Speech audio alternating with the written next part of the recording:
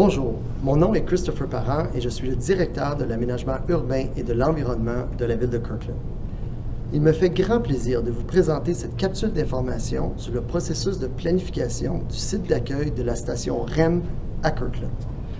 Cette présentation vise à vous fournir un sommaire du travail accompli depuis les dernières activités de consultation et, plus particulièrement, de la vision stratégique établie pour la requalification du site.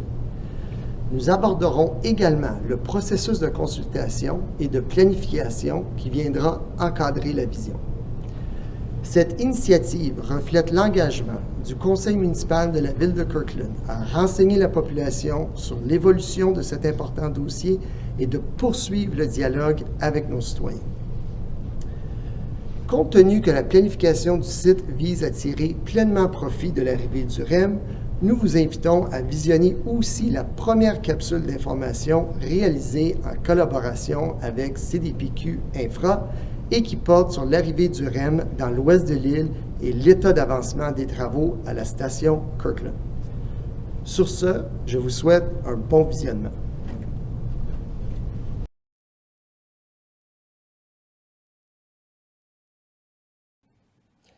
Processus de planification, site de la station REM Kirkland. Avant de débuter la présentation, voici un aperçu des sujets qui seront traités. Nous allons d'abord identifier le site à requalifier. Ce qui nous amène par la suite à une question fondamentale. Pourquoi requalifier le site? Nous allons ensuite poursuivre avec une explication du processus de consultation citoyenne, suivi du processus de planification proposé pour encadrer la démarche. Nous expliquerons ensuite la vision pour le site et finalement, nous traiterons des prochaines étapes dans le processus. Identification du site à requalifier. Commençons par un survol du site à requalifier.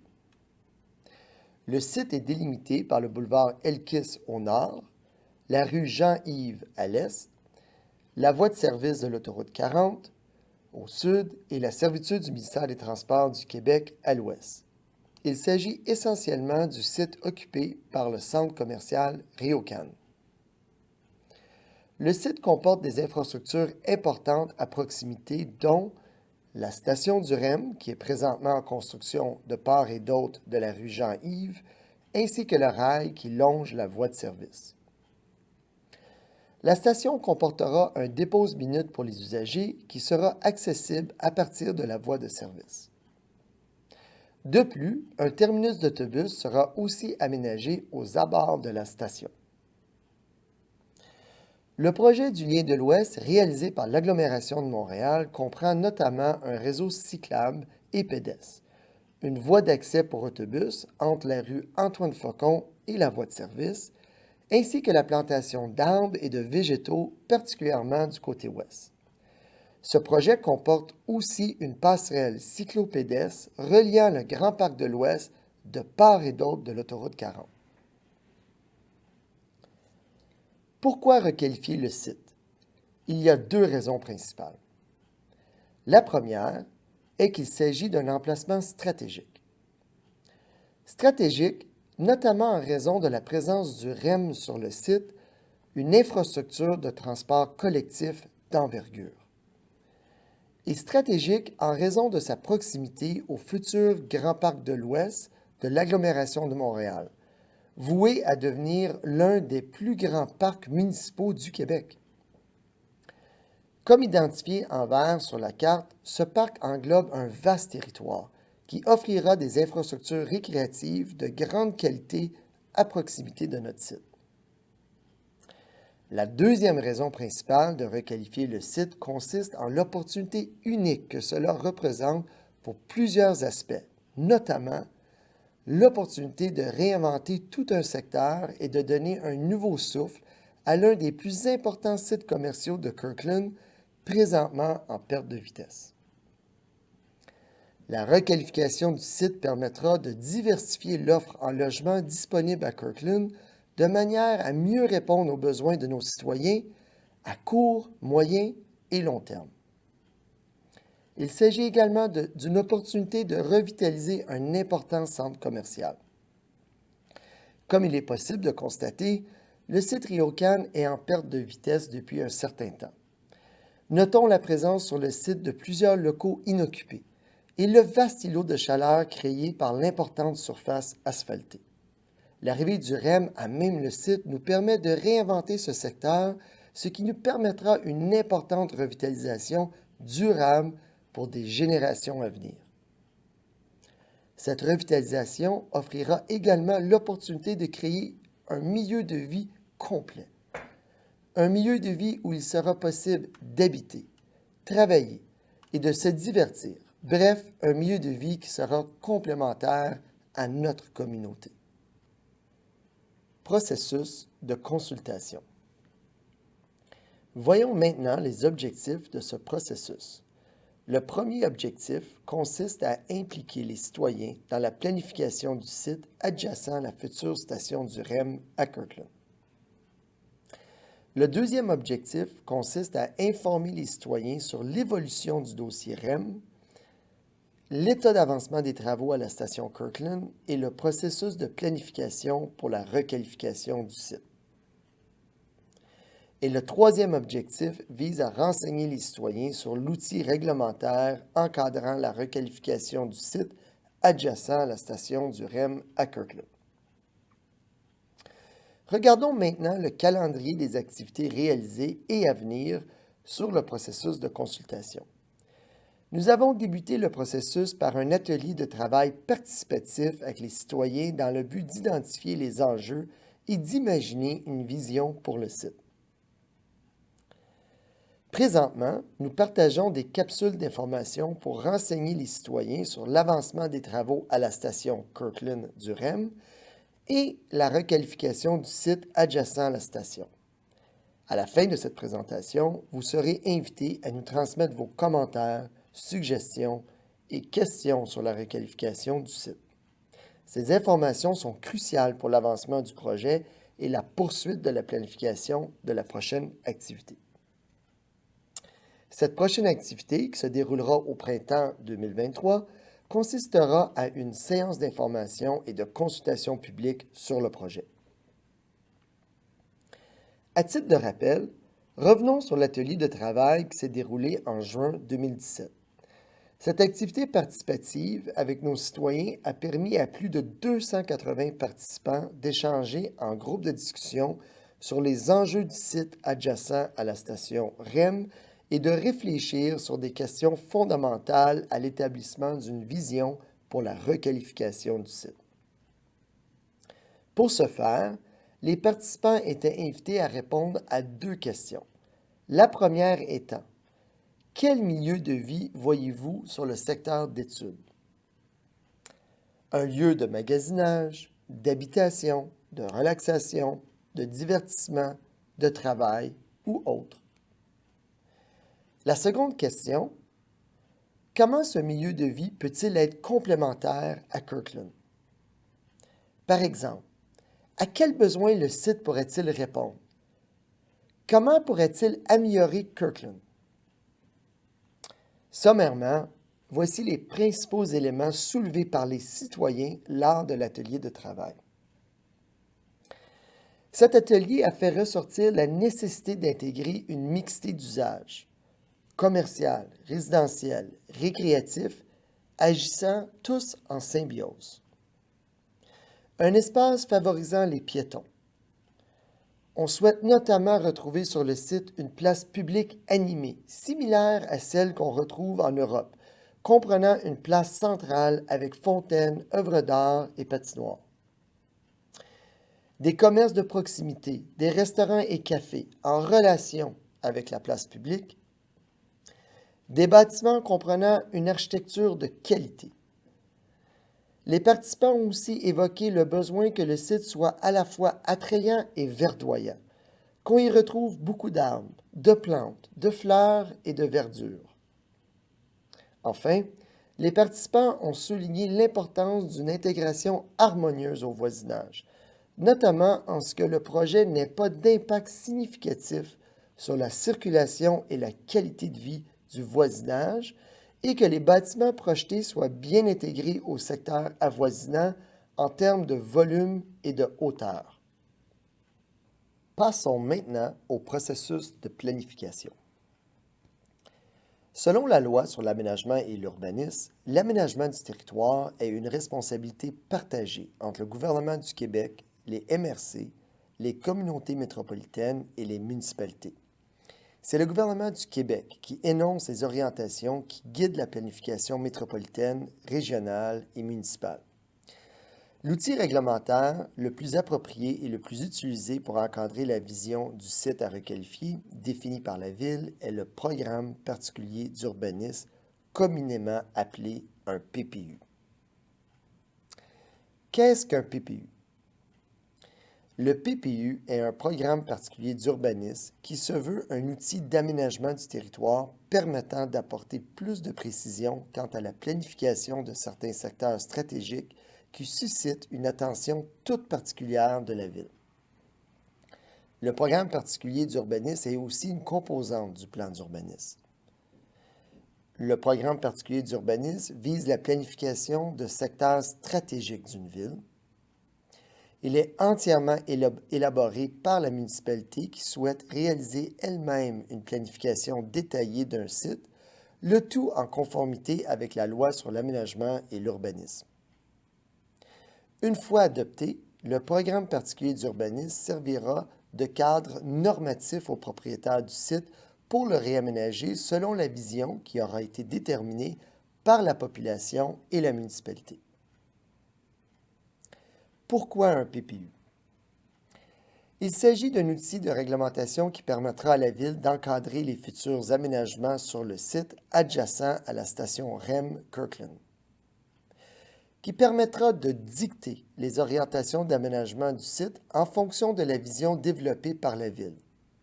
À titre d'exemple, l'utilisation du sol, la densité, le réseau routier et de transport actif, les parcs et espaces verts, le développement durable.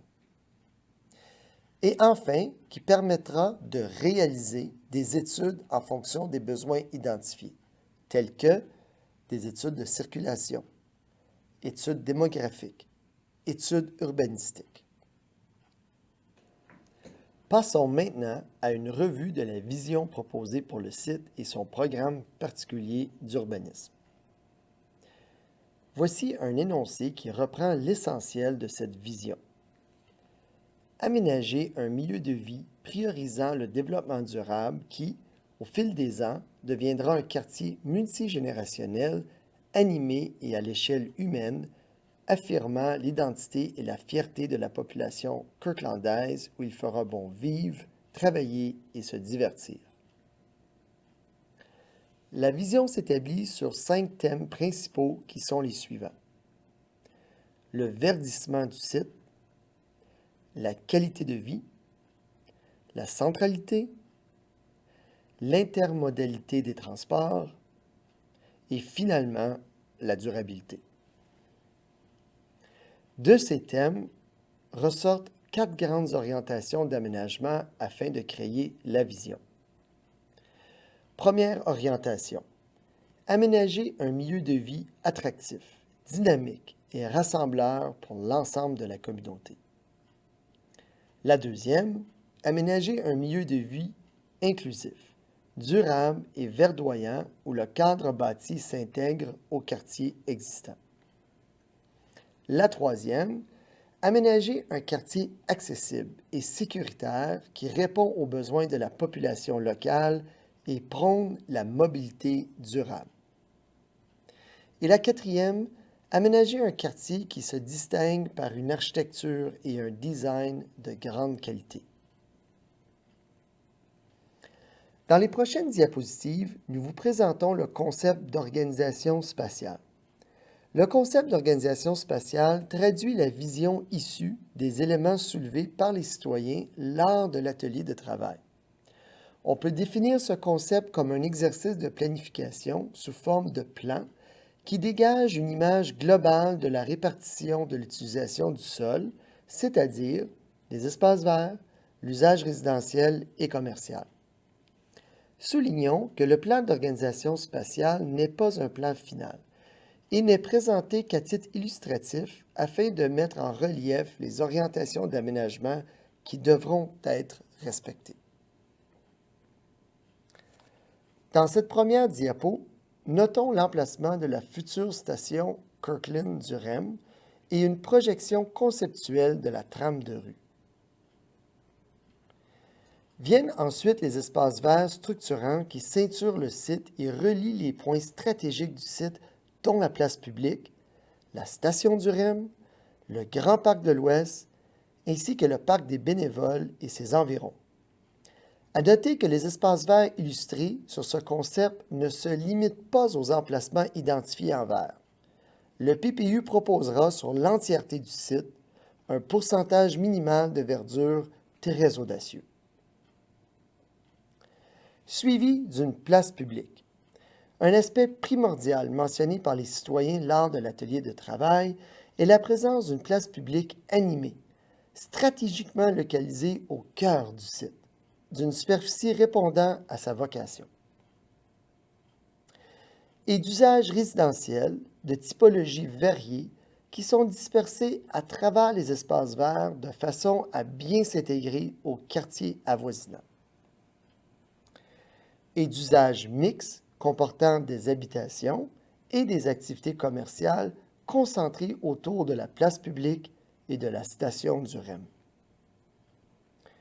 L'usage institutionnel présent sur le site, soit l'école Margaret Manson, est quant à lui préservé. Regardons plus en détail des exemples d'ambiance souhaitée dans les espaces extérieurs structurants en commençant par la place publique centrale. Il est souhaité que cet espace soit un lieu de rassemblement pour l'ensemble des citoyens et comporte des infrastructures récréatives variées pour l'animer toute l'année. L'animation sera aussi assurée par une interaction dynamique entre l'activité commerciale et la place publique, telles que terrasses, marchés publics, restaurants et autres. Voici des exemples d'ambiance souhaitée dans les espaces verts structurants, comportant des aires de repos, des pistes cyclables, des trottoirs, des infrastructures récréatives, une importante plantation d'arbres et de végétaux, du mobilier urbain, etc. Un élément fondamental de la vision du PPU est l'intégration d'une gradation des volumes et des hauteurs des bâtiments projetés dans le but d'assurer une intégration harmonieuse avec les quartiers résidentiels limitrophes. Voyons maintenant les trois différents niveaux de densité proposés sur le site: faible, moyenne et haute. Dans la partie nord du site, au sud du boulevard Elkis, seulement des bâtiments de faible densité sont envisagés, tels que des maisons de ville. La hauteur des bâtiments augmentera au fur et à mesure que nous nous rapprochons de l'autoroute 40 et de la station du REM. Au centre du site, une densité moyenne est envisagée. Et dans la partie la plus au sud du site, près de l'autoroute 40, on envisage des bâtiments de plus forte densité. Compte tenu de l'importance pour la ville et les citoyens de Kirkland d'avoir accès à du stationnement à la station Kirkland du REM, le conseil municipal a exigé que le PPU intègre des pistes de solutions en ce sens. Les exigences du PPU à cet égard verront donc à intégrer au projet du stationnement réservé à l'usage des citoyens de Kirkland, et ce, à proximité de la station, du stationnement réservé aux futurs résidents du site requalifiés, du stationnement pour accommoder les divers usages prévus sur le site. Le tout en priorisant des parcs de stationnement souterrains et étagés de façon à maximiser la présence de verdure sur le site. Pour terminer, voyons maintenant en quoi consistent les prochaines étapes. Tout d'abord, nous procéderons à l'analyse des commentaires que nos citoyens nous auront transmis à la suite de ce visionnement. suivi d'une rencontre citoyenne d'information et de consultation publique au printemps 2023, et finalement la préparation du règlement du programme particulier d'urbanisme. Alors, ceci conclut notre présentation. J'espère que vous avez apprécié le contenu et je vous remercie de votre attention. Nous souhaitons poursuivre le dialogue avec nos citoyens pour faire en sorte que le programme particulier d'urbanisme corresponde à leurs attentes. J'invite donc les citoyens de Kirkland à nous soumettre leurs questions, commentaires et suggestions à l'égard de cet important projet à l'aide du formulaire interactif que vous trouverez sur cette page. Aussi, nous développons présentement une nouvelle section questions-réponses qui sera accessible sur cette même page dans les prochains jours.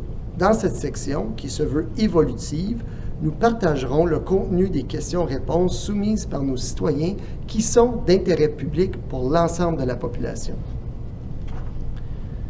Relevons ensemble le défi d'élaborer un projet exemplaire qui, au fil des générations, rayonnera à travers l'ouest de l'île comme un quartier innovant de grande qualité, bien intégré à son milieu, durable et multigénérationnel, affirmant l'identité et la fierté de la population kirklandaise.